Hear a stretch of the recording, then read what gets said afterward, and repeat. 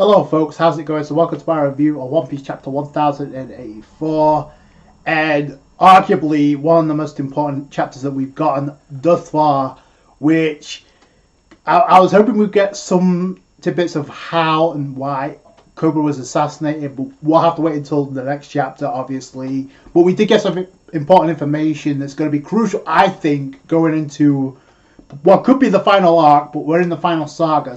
We got Luffy on the cover of Weekly Shonen Jump, and I have to say, automatically, one of the best designs for Luffy, personally. Like, the coat looks badass. You got the chain with the skull on it, saying King, which complements the colour spread, which I'll get into in a minute. But Luffy's wearing a sick-ass crown. But either way, Luffy looks badass. I don't know if that's going to be his design. I hope it is going into the final arc. I'm just saying. The skull with King on it complements the colour spread, like I said. And automatically, one of the best colour spread that Oda has drawn up in a while is 17 of the best girls in One Piece drawn into this colour spread, which is awesome. It's not just Nami and Robin. Robin's holding Koala, which is really adorable, which reminds me of what happened with Dressrosa when they first reunited, so that's actually pretty cool. The other takeaway, if you look at the background, it looks like Bonnie is hanging on for dear life, but if you look closely, she's munching down on the vessel that they're on, or at least Vivi, Otama, Yamato, Boa Hancock, Koala, and Robin are on. You got Bonnie hanging on at the back, but if you look closely, she's actually munching on it. Actually, it was because it's a fish, so that's actually really funny. You got Perona, Carrot, Ulti, which I'm not complaining because I think Ulti, I've said this before, like Ulti out the entire Toboroba was the best personality-wise, so I'm not complaining there. You got, crying out, you got Sugar along with Viola and Rebecca in a dinghy. You got Shirahoshi right beside them. You got Reiju, which 5 of my favourite girls in One Piece are on this colour spread, so I ain't complaining at all. Like, you got Boa Hancock, who's just who's nonchalant about this, probably thinking about Luffy. But the biggest takeaway for me, at least, is that there's 2, and people are going apeshit over both. So the fact that Yamato's on this colour spread, when it's been previously established, Yamato wants to be recognised as Kazuki Odin. I said this multiple times in 103 when Yamato was first introduced, that it was an identity issue more than it was a gender issue. Oda's clarifying that immediately because Okiku is not on this colour spread and Yamato is. But Nami wearing a t-shirt which says Weather Queen, which, like I said, complements what Luffy, the chain that he was wearing, King. So a lot of people want to ship both of them going into, I guess we're going to find out pretty soon. The best females in One Piece are on this. And like I said, the last time we got a colour spread similar to this, it's maybe been the Tokyo Girls colour spread that we got, which involved Big Mom, Shirahoshi, Tashigi, Boa Hancock, Vivi, if I'm not mistaken, but Lin is not on this colour spread for obvious reasons, being possibly deceased. Let's start off this chapter, and it goes with Sabo on the rampage, and this is an interaction that I didn't know I wanted until I actually got it. So we see Sabo taking out some of the guards. They're trying to get Kuma back, and all of a sudden, speaking of Kuma, we got Jewelry Bonnie, his daughter, bumping into Sabo, and it's like, we're both after the same thing, so let's skip the small talk. And then Sabo already knows that Kuma had a daughter. I love the fact that Bonnie was keeping tabs on the Revolutionary Army because she knew that that's where Kuma was at. The fact that she says, I know you're a trustworthy person, that is going to go quote-unquote with whatever happens after this battle in Egghead Island. Because I said, like, Bonnie's going to tag along with Luffy. They're going to unite for multiple reasons. This is just another reason to that. You see Karasu appear out of nowhere, and Bonnie's expression is like dumbfounded. Similar interactions that Bonnie has with Sabo, she's having with Luffy in Egghead Island. So that's not done by accident, that's done by design. So even if she's not the one to spill the beans to the straws, which I think she will, because she does have tabs of what went down. Otherwise, Oda wouldn't have teased that, knowing Oda knew he was going to reveal what was going on at the Reverie, and had Bonnie tease, maybe I should spill the beans later to the Straw Hats after this is all over on Egghead Island. Because this is where they pretty much separate from Sabo separates from the rest of them. And then this is kind of interesting because Sabo asks, what's your next move, Bonnie? Bonnie's like, I'm going to Egghead Island to see whether Vegapunk has a way to restore my dad's mind. Now, the thing is, We don't know what's going on currently with Kuma and going up to Mara Jose. We don't know what's his status right now. But Barney was speaking up, and she kind of forgot there's guards in the way. So Sabo actually carries her and lifts her above sight so that they get spotted. So that's actually really cool. Like I said, this is the interaction that I didn't know I wanted until I actually got it. So Sabo and Bonnie makes perfect sense. Like I said, they're both after the same thing. It may actually build up the alliance between Bonnie and Luffy, like I'm anticipating, because there's, like I said before, on top of the reason that Bonnie has information about the Reverie that she can tell the Straw Hats, she doesn't have a ship right now because it got wrecked the moment she tried to enter Egghead Island. And whatever happens, regardless of Vegapunk has to go with them. I don't see him being killed off by Saturn. That's something to keep in mind here. And Sabo is the one that pointed Bonnie in the right direction in Egghead Island, which is interesting because you'd think Bonnie would have tabs on the information about that, but she's acted like does she get lost like Zoro? By the way, Bonnie hasn't had any interaction since beating the Straw Hats with Zoro, so just saying that may be incoming. So we may actually get to see Bonnie and Sabo interact in the future, considering they're both right now currently doing all right. They're not dead. They're not killed off. I don't know how soon we're gonna get Bonnie and the flashback that she saw about Kuma and why Vegapunk had to hide that from her. Then we get into the juicy topic of the Gorosei and having an audience with King Cobra. So this actually turned out to be more important than I thought it would. I initially thought they were going to kill him off, but they allowed him to ask a question. Considering this Gorosei reference to Nefertari family were the only clans to leave Mara Jose. This kind of explains that. So King Cobra brings up, as you're aware, the organization was known as the World Government, founded 800 years ago. I'm going to get into that in a minute because that's clearly when the Void Century happened. It goes quote unquote with everything that we know about that period, including the empty throne.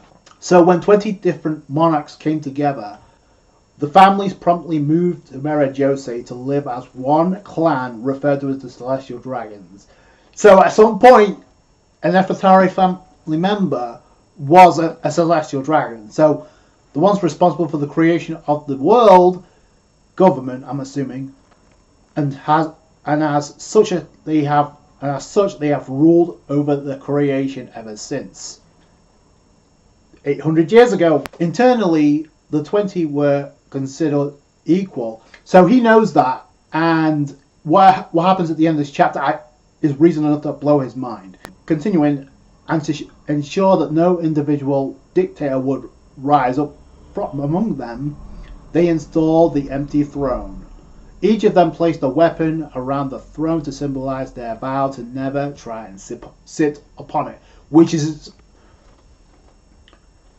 we know about that because we were told that back at the Reverie when it initially happened. So that when Sabo's brother tried to ask about that and said, "Oh, I want to someday sit on that throne." No, except for with a minor exception, nobody else could sit there, not even the Gorosei.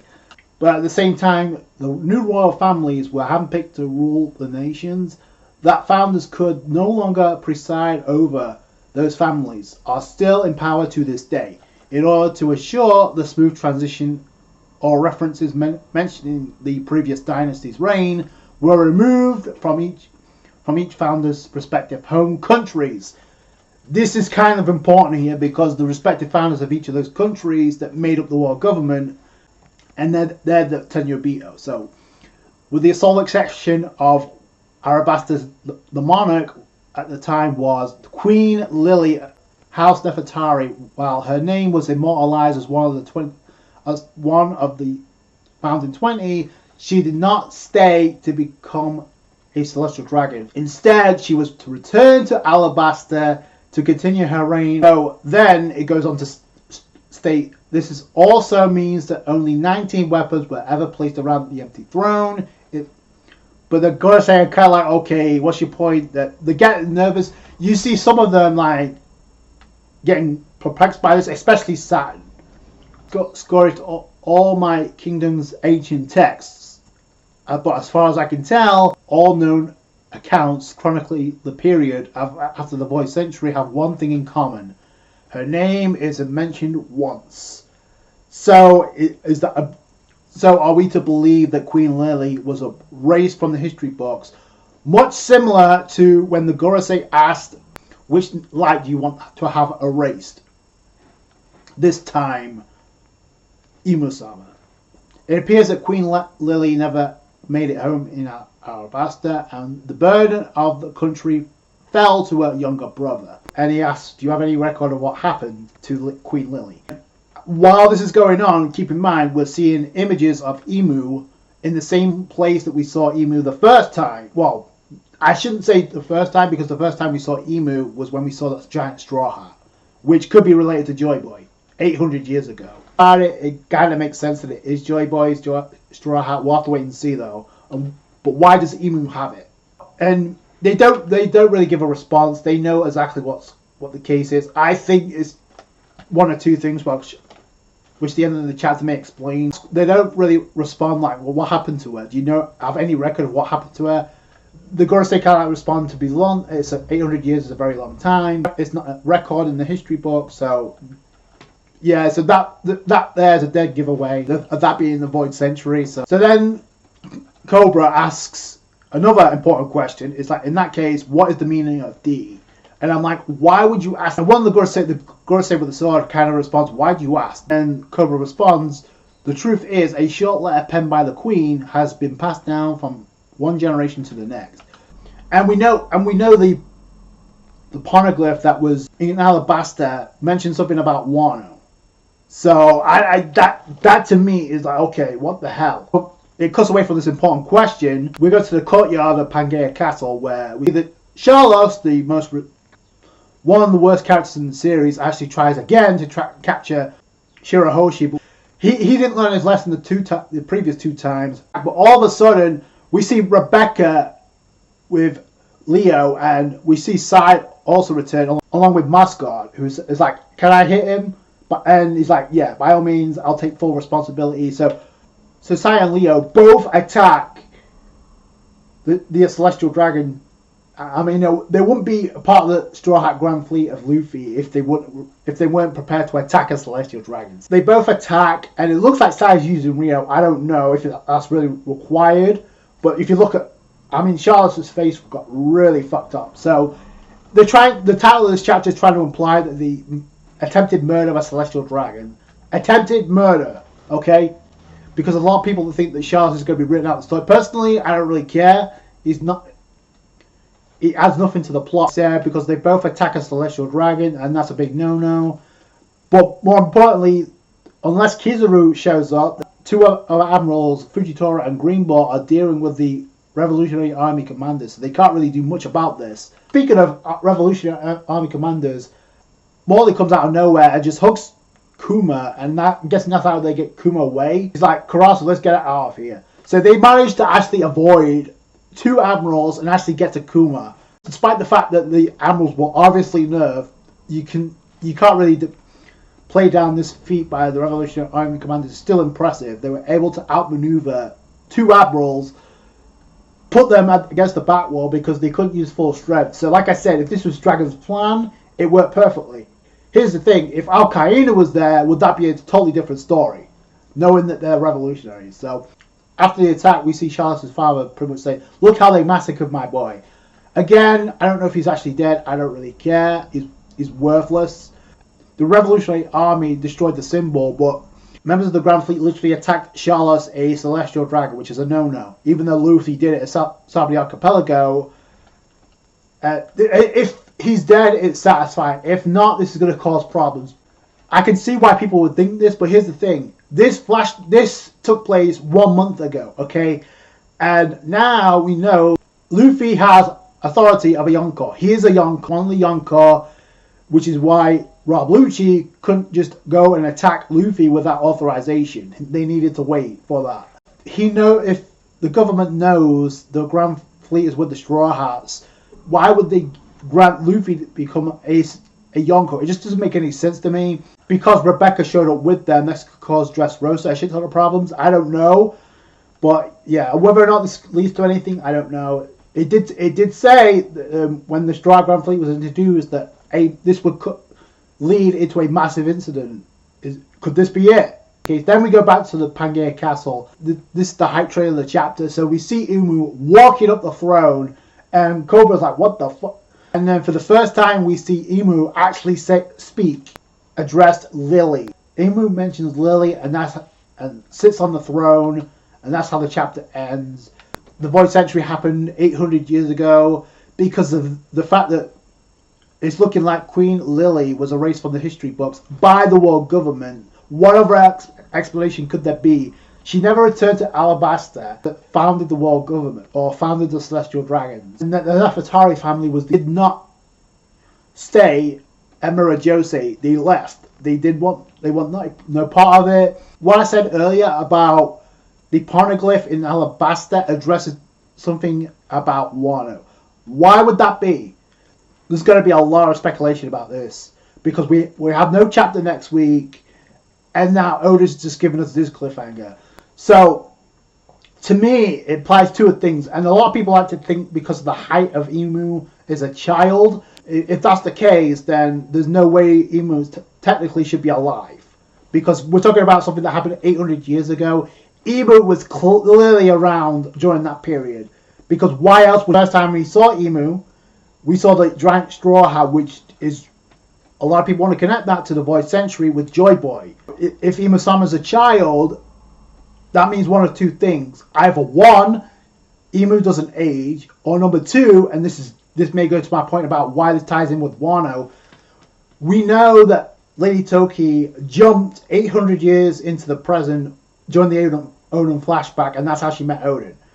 We don't know why she left, but it's implied that she came from one. We saw Alabasta with a similar devil fruit, the island fruit, similar to Pika, and then why it resembled Pika because we saw him emerging from the stone, which reminds you of Pika because he did that, but he could only do that with stone. So maybe Alabasta has an upgrade of that devil fruit. And maybe Imu has something similar to Toki's devil fruit, which travel in time. Because she used that ability not once but twice. So if Imu-sama's a child, that could explain a few things.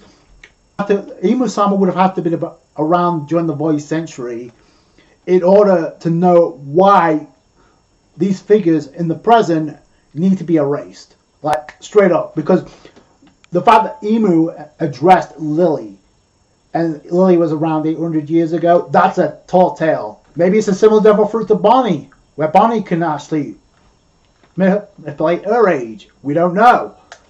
There's a lot about the world government when it comes to devil fruits that we're going to have revealed pretty soon, so maybe that's one of them. Maybe Imu does have a devil fruit to do with age or time travel.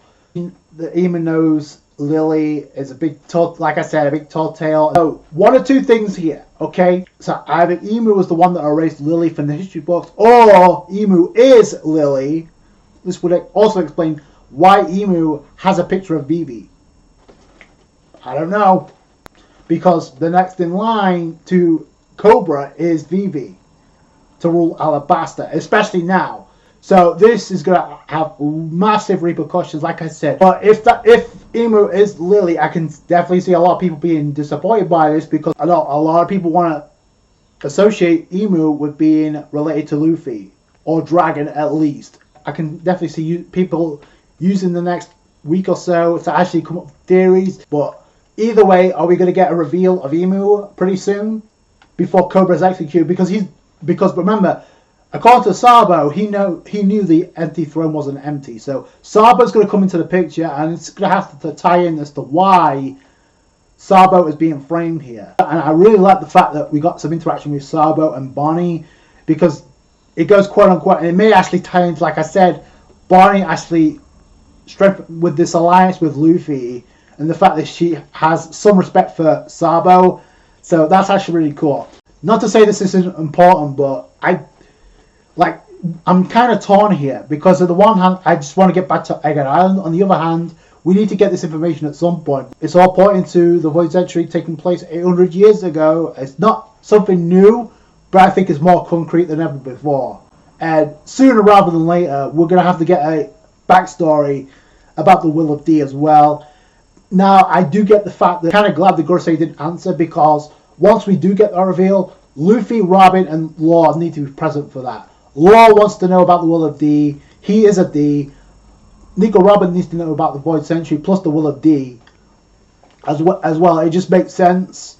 And Luffy obviously needs to be present as well. Again, this is why I'm asking, do you think it's possible Dragon could come to Egghead Island because he has connections with Vegapunk, and at some point Luffy and Dragon are going to have to cross paths before the end of the series? They just have to.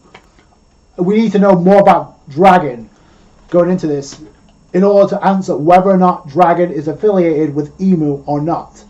That's going to do it for today, guys. Thank you so much for watching. Like the review if you did, a thumbs up. I appreciate all you guys' support. Subscribe, channel for more One Piece. Catch you guys later. Thanks, guys.